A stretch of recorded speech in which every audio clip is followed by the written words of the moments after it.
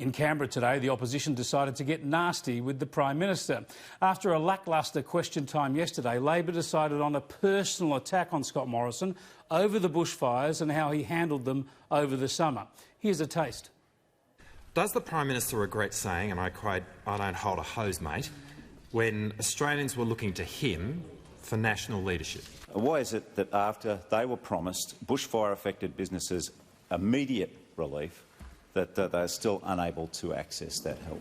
Why does the Prime Minister refuse to express any regret for saying the national bushfire crisis was a matter for the states, forcing a handshake on a bushfire survivor only to turn his back when she asked for help, claiming volunteer firefighters didn't need compensation because they wanted to be there, on my right, and launching a political ad on a catastrophic fire day? Why can't the Prime Minister ever admit he got anything wrong? No member of this House is perfect, Mr Speaker.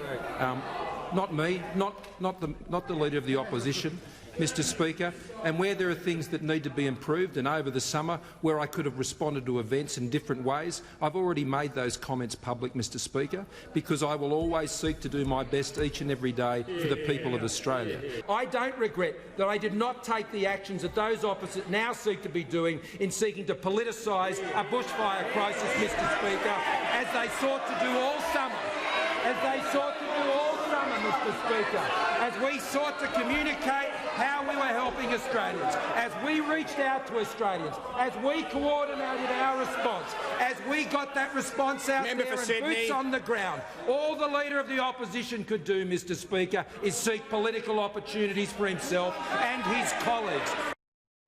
I reckon Labor and its supporters in the gallery and on social media will be slapping themselves on the back over this. But it's pretty poor judgement, I reckon. They'll only create sympathy for Scott Morrison if they keep going down this path, targeting him over the fires that cost lives, of course, and ravage the country. In this nation, we don't normally try to score political points out of these things. This won't play well outside of the Canberra bubble. There's not a person in the country who honestly believes a single aspect of these fires can be pinned on the federal government or the Prime Minister. Morrison has issued his mea culpa over his Hawaii trip, and he will have been marked down by some people over that. But all the other criticism is just Twitter-level bile.